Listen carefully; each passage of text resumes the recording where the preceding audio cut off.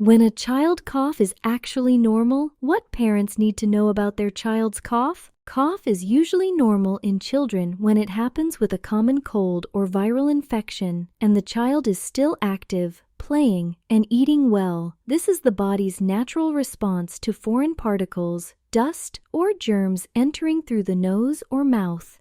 A cough that lasts up to 2 or 3 weeks after a cold is usually normal. After infections, the airways can remain sensitive, so coughing may continue even when the child feels better, as long as there is no difficulty breathing, fever, or worsening symptoms.